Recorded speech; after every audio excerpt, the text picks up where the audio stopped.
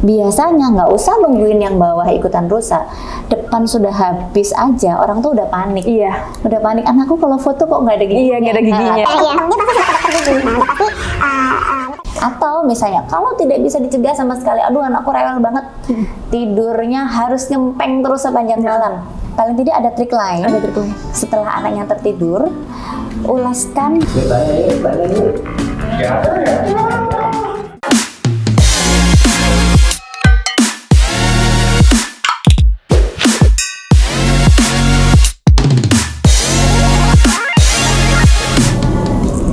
Sobat MMC, berjumpa lagi dengan saya Anggista yang akan menemani MMC Podcast kali ini di Tanya Dokter, tanya-tanya seputar kesehatan bersama dokter. Di MMC Podcast kali ini saya akan ditemani oleh dokter spesialis gigi kita di Rumah Sakit Manyar Medical Center Surabaya, yaitu Dr. Rosanti Nurwinda Purisari, dokter spesialis kesehatan gigi anak. Halo dokter. Halo. Bagaimana kabarnya dok? Alhamdulillah baik ya dok ya. Nah, topik kali ini tuh sangat penting untuk orang tua yang menjaga pertumbuhan pada anaknya dok, terutama pada gigi anaknya ya dok ya. Nah, katanya itu yang gigi susu tuh berperan penting untuk menentukan posisi tumbuh gigi untuk nantinya dok, ke depannya ya dok ya. Nah, sebelumnya saya boleh berbincang-bincang dia dok ya tentang perawatan gigi pada anak. Nah, gini.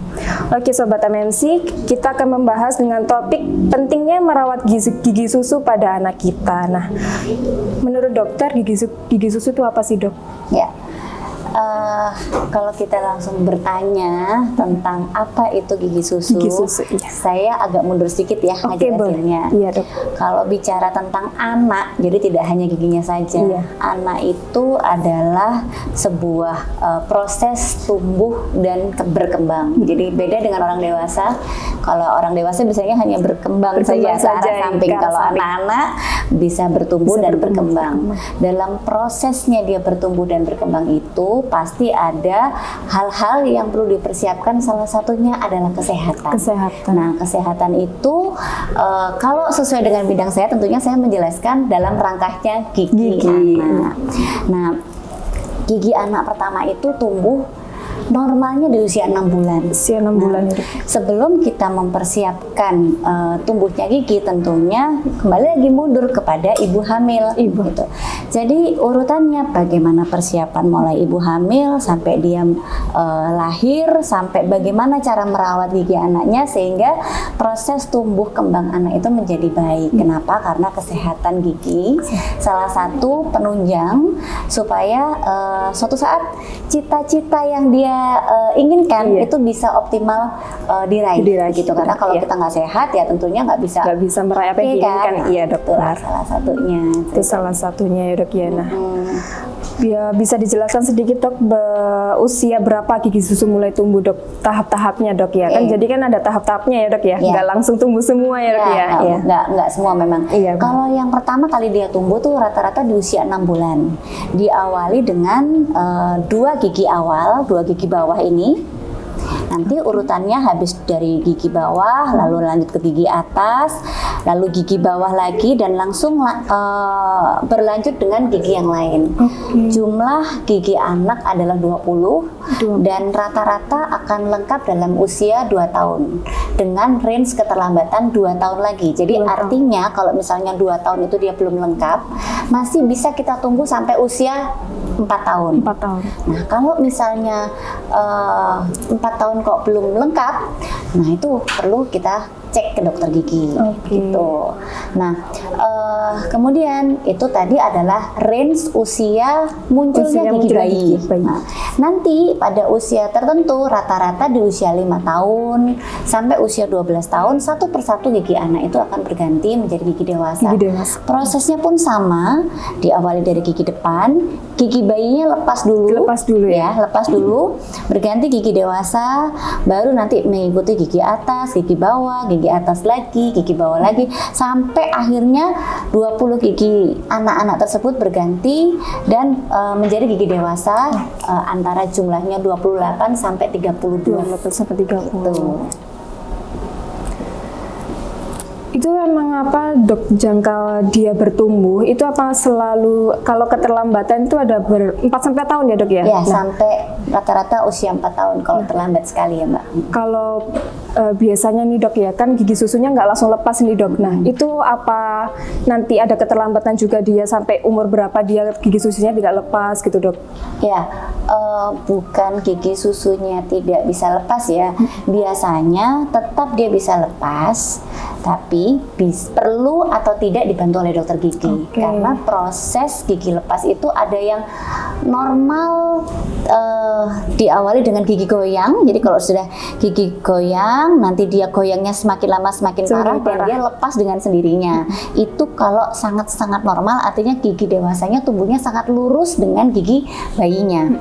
Tapi ada kasus di mana gigi anak tersebut ukurannya kecil, sedangkan nanti gigi dewasanya besar banget. Kemudian rahangnya kecil, bisa Mbak bayangin nih, rahangnya kecil, tapi giginya besar. Nah, pasti tumpuk-tumpuk, crowded, atau bahasa gampangnya gengsul itu tadi Mbak. Nah, kalau sudah kita ketemu sama gigi yang besar-besar dengan tempat yang kecil, mau nggak mau akhirnya gigi itu tumbuh di depan atau di belakang gigi bayinya. Sehingga si gigi bayi itu nggak mengalami proses goyang. Kalau dia tidak goyang, nggak mungkin dong kita paksakan untuk mengambil. Jadi harus ketemu sama dokter gigi. Mungkin dia akan butuh di anestesi, diambil giginya, baru akhirnya kita tata posisi gigi dewasanya supaya cantik begitu. Supaya cantik ya dok ya. Kan bayi itu baru berapa dok tadi 6 bulan? 6 bulan sampai ya, 2 tahun itu yang normal, sudah lengkap giginya. Nah, sedikit tips dulu dok ya sebelum kita bahas lagi bagaimana ada tips untuk bayi agar tidak sakit untuk tumbuh gigi dok. Ya, oke. Kalau gitu kita mulai cerita tentang keluhan-keluhan yang terjadi pada gigi anak. Kita tadi kan cerita tentang tumbuh kembangnya ya. Kalau yang tadi kita jelaskan adalah perkara estetiknya Mbak. Estetiknya. Sedangkan kalau keluhan biasanya menyangkut adanya sebuah gangguan. Gangguan itu bisa mulai rasa sakit, walaupun cuma sedikit itu sudah merupakan gangguan. Dan begitu ada gangguan, biasanya dia akan mempengaruhi mulai pola makan, asupan, gizinya, sampai akhirnya stamina tubuhnya. Nah, itulah yang akhirnya membuat kesehatan secara menyeluruh menjadi terganggu. Kalau anak itu berlubang, kalau berlubang kecil aja mungkin dia tidak terlalu terganggu. Terganggunya paling cuman sekedar kalau kita minum es, dia terasa ngilu, paling efeknya dia hanya aku tak menghindar saja deh dari rasa ngilu itu, jadi dia nggak minum es, jadi dia tidak ada tips-tips khusus begitu. Tapi kalau sudah lebih parah dari lubang kecil, dia mungkin lebih ke bawah atau lebih ke arah pulpa, akhirnya rasa sakit itu menjadi meningkat. Dan dia tidak hanya makan dingin saja yang sakit, makan lunak pun itu sakit, bahkan ada nyeri-nyeri spontan. Nyeri spontan itu artinya dia sedang tidak mengerjakan apapun dia sakit. Atau lagi tidur tiba-tiba terbangun karena sakit. Atau misalnya sampai muncul bengkak yang normal mungkin hanya muncul di gusinya saja. Tapi kalau sudah menyangkut daya tahan tubuh yang sedang down atau sedang turun, akhirnya bengkak itu tidak hanya di gusi saja. Dia bisa menyebabkan asimetri pada wajah, tergantung di posisi mana dia bengkak. Mungkin pipinya dia besar yang sebelah. Kalau di bawah biasanya pipi bawah begitu. Seperti kayak gondongan ya. Seperti gondongan. Nah, itu juga sering rancu ya. Jadi sering ada pasien saya tuh datang, dok, anak saya mengeluh giginya sakit. Buka mulut susah. Dikiranya giginya yang berlubang. Ternyata begitu saya cek tidak ada apapun dan ternyata dia gondongan. Atau sebaliknya, ke dokter anak dikira gondongan ternyata sakit gigi karena keluhannya dan gejalanya sama persis begitu. Yang lebih parah lagi kalau misalnya di atas nih lubangnya, dia bisa menyebabkan area sini bawah mata bahkan sampai mata ini menjadi bengkak. Nah itu. Nah, ini sudah mengganggu estetik dan bisa terkebayang sekali itu sakitnya seperti apa. Dokter itu biasanya menghindari pemberian antibiotik. Tapi kalau dalam kasus-kasus seperti itu mau nggak mau kita harus memberikan antibiotik. Gitu. Nah, itu kalau sudah dia udah bengkak, sakit, makannya pasti sudah nggak enak, susah, nggak enak. Aktivitasnya juga udah nggak. Nah, betul. Belajar nggak bisa, ujian apalagi. Akhirnya Mela gitu. proses mencapai Mencapai apa yang cita-citanya itu apa yang dipinginkan ikutan jadi terhambat ya, Dok, Betul, ya. gitu Mbak. Nah, sedikit nih Dok, apa yang dilakukan untuk waktu proses pada tahapnya gigi tumbuh nih Dok? Kan biasanya ada waktu ibu hamil. Nah, itu apakah berpengaruh waktu ibu hamil nanti untuk pertumbuhan ke depan giginya? Nah, Sangat berpengaruh. Makanya kenapa jadi ibu itu memang kita harus pintar. Iya. Karena hamil itu nggak cuma sekedar hamil, lahir, selesai, kan nggak begitu. Hamil itu tentang persiapan. Nah, kita pun harus mungkin kalau ada yang belum divaksin dulu, bagaimana asupan gizi ibunya, karena si bayi itu gizinya diambil dari ibunya. Kalau ibunya saja asupannya kurang, bagaimana dengan bayinya? Nanti dia menjadi BBLR atau berat badan lahir rendah. Nah, kalau menyangkut gigi, kembali lagi ke profesi saya nih. Iya. Ibu hamil itu juga sebelum hamil sebaiknya memeriksakan diri. Oh, baik. Jadi kalau memang dia ada gigi yang berlubang, tambahlah dulu. Oh, ditambah. Bereskan semua. Atau misalnya ada karang gigi yang jumlahnya cukup banyak, bersihkan dulu. Kenapa? Ketika hamil itu hormonnya ibu hamil itu nggak karu-karuan loh. Apapun bisa terjadi. Iya. Giginya awalnya nggak apa-apa. Tiba-tiba ketika hamil ngilu semua, makan apa aja salah semua. Belum lagi nanti dia hypervomiting atau sering muntah. Nah, proses muntah itu pasti kan munculnya asam pindah ke rongga mulut. Iya. Nah, akhirnya rongga mulut yang tadinya baik-baik saja karena kena muntah yang terus-terusan akhirnya menjadi sangat asam. Nah, kalau kondisi rongga mulut yang sangat asam dan awalnya lubang tidak terawat itu tadi, otomatis lubangnya akan semakin lebih cepat besar. Dalam waktu 9 bulan kehamilan itu apapun bisa terjadi.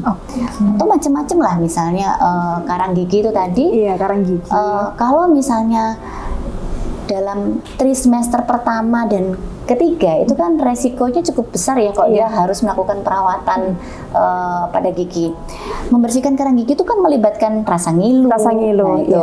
Mungkin si ibunya oke, rasa ngilunya enggak masalah. Tapi ketika si ibu itu nahan dalam proses di scaling atau dibersihkan karang gigi itu tadi, ternyata secara tidak sengaja itu mempengaruhi kandungannya. Entah mungkin ada kontraksi-kontraksi kecil dan itu terjadi loh. Jadi saya pernah punya pasien yang 5 bulan usia kandungannya itu sebetulnya usia kandungan yang aman ya. Saya bersihkan karang gigi, dia tidak ada keluhan apapun, sampai rumah dia mulai kontraksi ya, Dok, ya.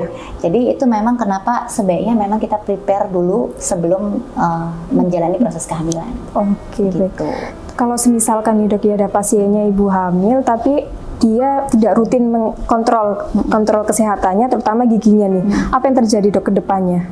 Ya, yang jelas proses-proses yang tadi saya ceritakan itu akan menjadi lebih parah selama dia hamil. Hamil. Kemudian nanti setelah dia melahirkan, katakanlah si ibu ini punya jumlah gigi yang cukup banyak berlubang, kemudian si ibu itu menyusui. Nah, proses menyusui itu posisinya kan seperti ini. Seperti ini. Biasanya ketika kita menyusui kita ngajak ngobrol si bayi, berinteraksi sama bayi. Nah, pada saat kita berinteraksi itu bisa terjadi transmisi bakteri dari ibu ke anak. Sehingga si anak yang belum tumbuh giginya sekalipun, jumlah bakteri normalnya akan menjadi meningkat karena adanya transmisi dari ibu ke bayinya. Sehingga nanti ketika si bayi itu muncul gigi itu sudah tumbuh dalam lingkungan rongga mulut yang jumlah bakterinya lebih tinggi dari normalnya. Jadi resikonya menjadi tinggi. Resikonya lebih tinggi ya, Dok, ya. Iya. Jadi harus emang lebih dipersiapkan sebelum kehamilan ya, Dok. Ya. Itu sangat penting banget ya, Dok, ya. Penting sekali itu.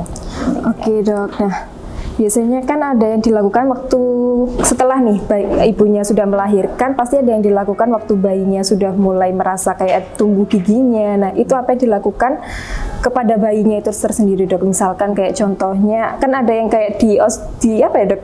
Pakai lap gitu loh, Dok. Iya, dibersihkan. Setelah giginya tumbuh. Iya, apa yang dilakukan, Dok, sama orang tua? Iya. Oke. Kita harus mengenali gejala-gejala gigi tumbuh. Sebelum gigi muncul itu kan pasti sudah anak itu sudah menimbulkan gejala rewel. Dia bisa ngileran atau apapun dimasukkan ke mulut digigit-gigit karena memang proses gigi tumbuh itu di gusi itu rasanya kayak gatel gitu, Mbak. Gatel sehingga akhirnya dia drooling ya, banyak ngiler. Kemudian bisa jadi dia sumber-sumber. Kenapa dia bisa sumber-sumber? Karena proses gigi tumbuh itu adalah gusi yang terbelah secara perlahan-lahan, kan begitu.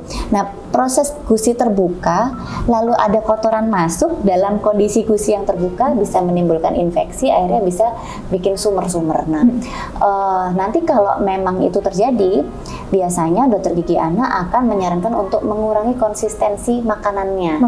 Jadi misalnya kalau dia sudah namanya makanan itu kan ada tahap-tahapnya ya, mulai yang lunak, cair banget, lunak sampai nasi ya. Nanti kalau dia sudah mulai di nasi ternyata kok rewel karena giginya tumbuh, coba diturunin konsistensinya. Berikan yang berkuah atau yang lebih lunak. Dia yang penting bisa masuk. Jadi proses gigi tumbuh itu tidak terganggu dengan asupan makanan yang berkurang. Gitu. Nah, biasanya kan ada kalau sudah tumbuh 2 gigi itu ada yang lebih perawatannya lebih ada kayak sikat giginya. Nah, itu sangat penting ya. Nah, itu apa ada yang dianjurkan kayak sikat giginya atau perawatannya untuk terhadap giginya misalkan udah tumbuh 2 atau atas bawahnya sudah tumbuh, itu bagaimana, Dok? Ya, kalau di anak-anak itu sifatnya adalah pengenalan. Jadi kita pada saat masih 2 gigi yang tumbuh itu kita belum boleh menggunakan pasta gigi, Mbak. Tapi kita sudah harus mulai mengenalkan sikat gigi. Sikat gigi pada bayi itu macam-macam. Ada yang pakai finger toothbrush, ada yang sikat gigi yang mungkin kalau jumlah giginya sudah banyak, ada yang langsung dimasukkan begitu saja ke dalam mulutnya begini, lalu tinggal diputar-putar begitu. Itu juga bisa. Apapun bisa kita kenalkan pada anak-anak. Kemudian kalau kita mau mulai mengenalkan pasta gigi sebaiknya dimulai pada usia 2 tahun. 2 tahun. Oke. Dan itu pun kalaupun sudah kita beri pasta gigi, cukup sebesar biji kacang hijau dibalurkan pada seluruh bulu sikat. Nah, kenapa sebiji kacang hijau? Karena bila 2 kali sehari menyikat gigi itu kan 2 kali sehari ya. Bila 2 kali sehari itu tertelan seluruhnya sebiji kacang hijau itu, dosis fluoride-nya masih cukup aman untuk tubuh anak-anak. Kenapa kita perlu memperhatikan dosisnya? Kadang ada orang tua yang terlalu semangat banget, oh ini pasta giginya semakin banyak semakin bagus. Tidak semua hal semakin banyak semakin bagus ya, Mbak. Terutama dalam pasta gigi. Nah, ini kalau ternyata terlalu banyak, anaknya belum bisa berkumur, gedenya nanti akan terjadi namanya fluorosis.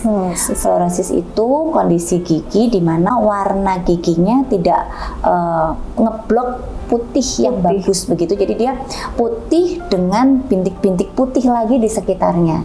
Dan bintik-bintik putih itu kalau kita raba dengan kuku itu sangat rapuh. Jadi sebetulnya putihnya putih yang sangat berlebihan kayak kapur gitu, Mbak, tapi giginya itu sesungguhnya tidak sehat.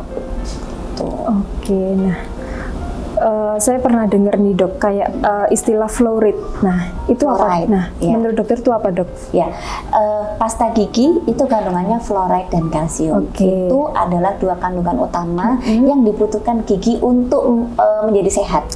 Gitu. Nah, sekarang selain pasta gigi ada asupan-asupan lain yang bisa kita berikan kepada anak-anak untuk mendukung kondisi giginya.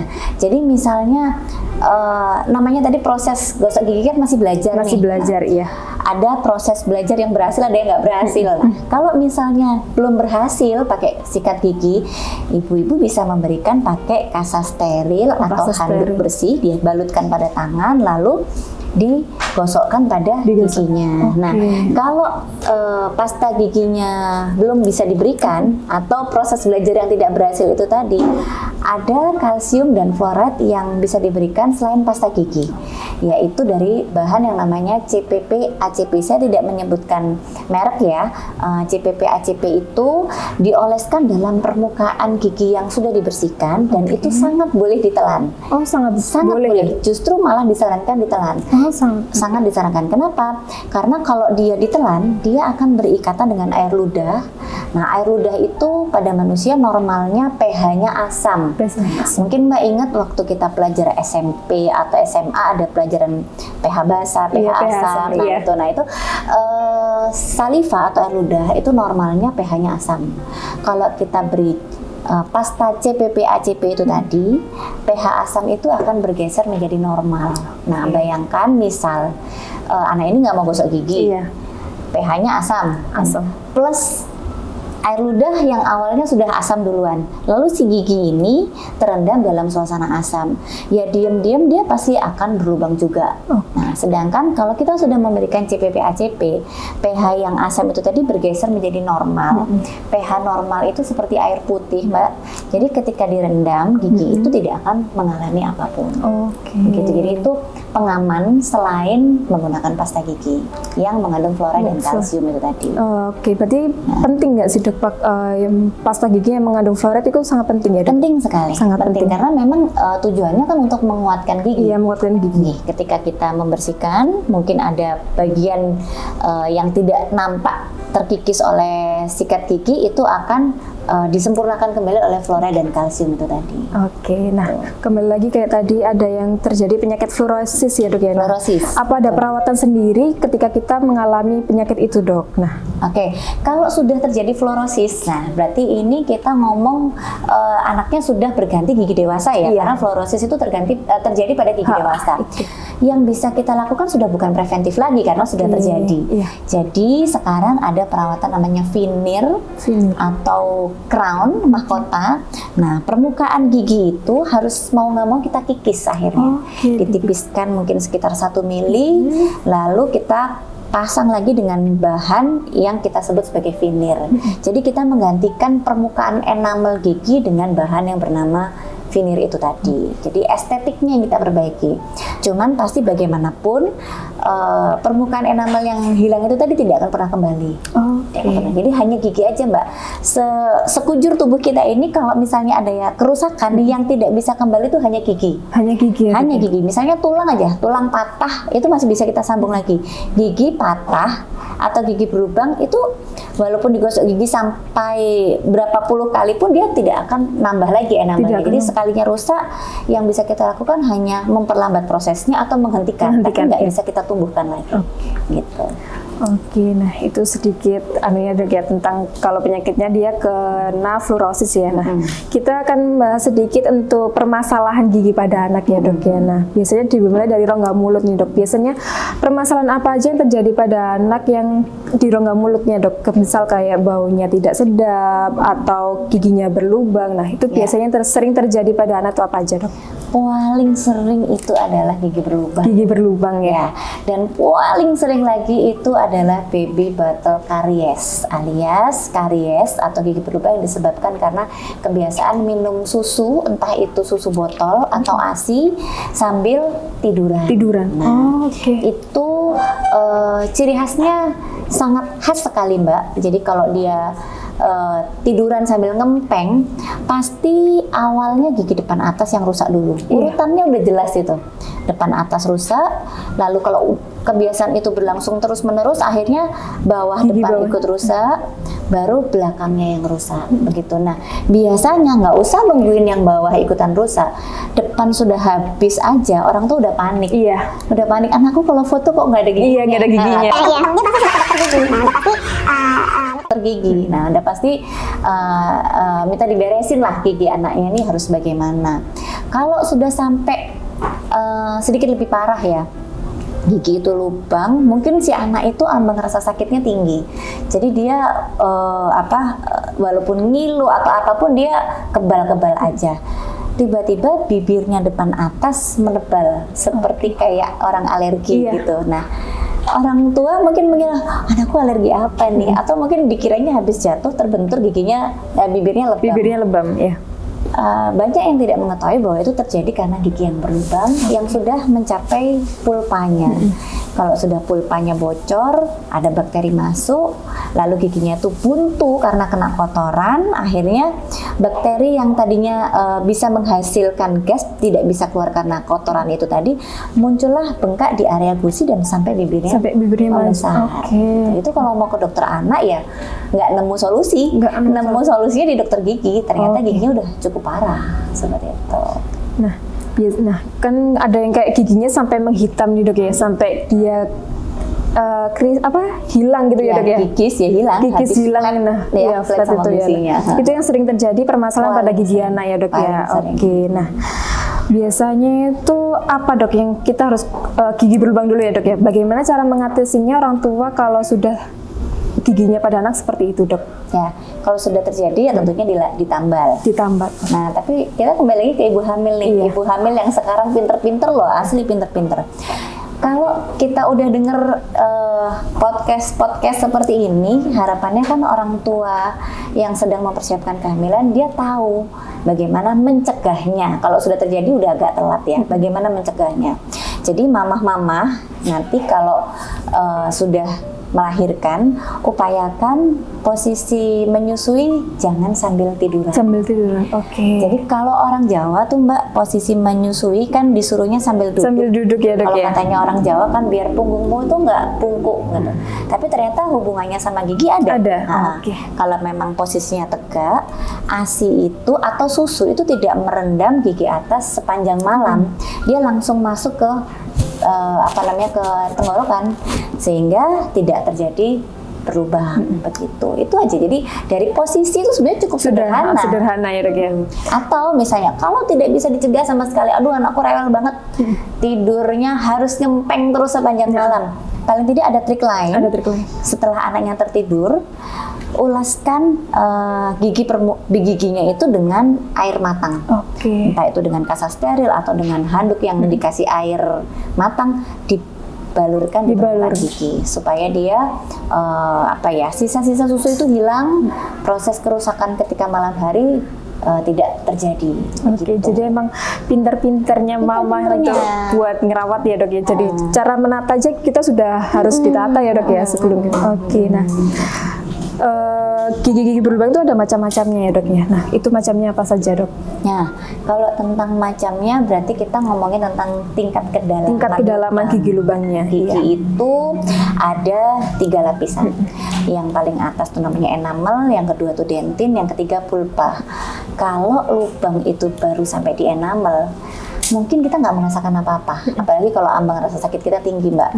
Minum es pun nggak kerasa apapun. Tapi kalau kita termasuk orang yang sensitif nih, lubang di enamel itu sudah mulai ada keluhan. Misalnya kena es, ngilu. Jangankan es, minum air putih biasa aja sudah mulai ngilu. Kemudian lebih dalam lagi lubang itu mencapai dentin misalnya. Kalau sudah mencapai dentin biasanya tidak cuma sensitif pada suhu saja, tapi sensitif pada rasa.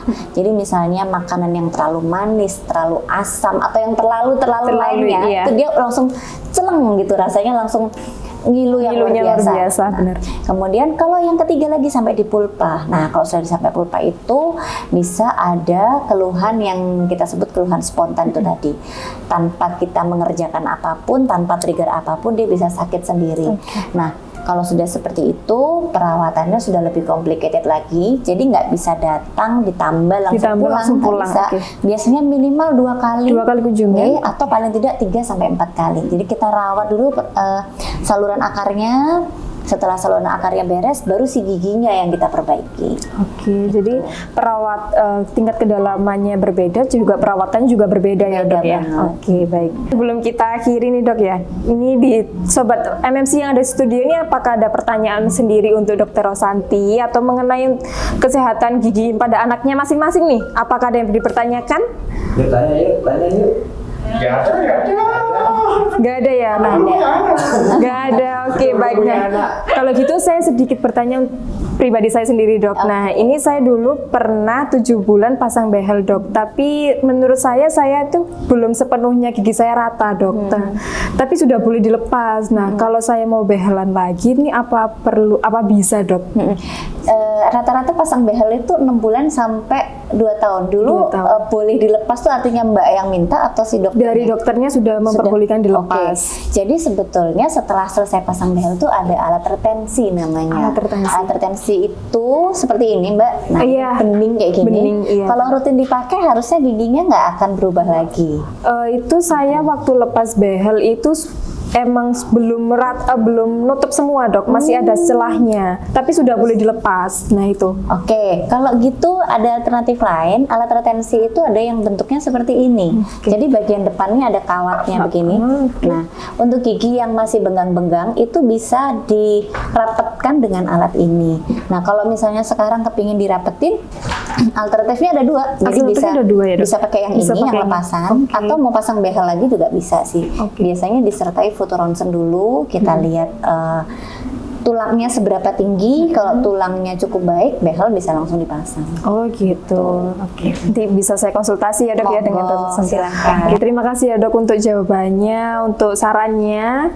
Nah, oke teman-teman, sudah banyak informasi yang kita dapati. Nah, untuk teman-teman yang ingin konsultasi lebih lanjut seputar kesehatan gigi, bisa langsung saja datang di Rumah Sakit Manyar Medical Center Surabaya di Jalan Raya Manyar nomor 9 Surabaya. Nah, untuk jadwal sendiri dokter Santi bisa disebutkan dok. Ya, saya di Rumah Sakit MMC di hari Jumat dan Sabtu. Untuk appointment bisa langsung menghubungi Rumah Sakit MMC. Oke, semoga podcast kali ini bermanfaat untuk orang tua semua yang melihat. Amin. Sekian dari saya. Wassalamualaikum warahmatullahi wabarakatuh. Waalaikumsalam.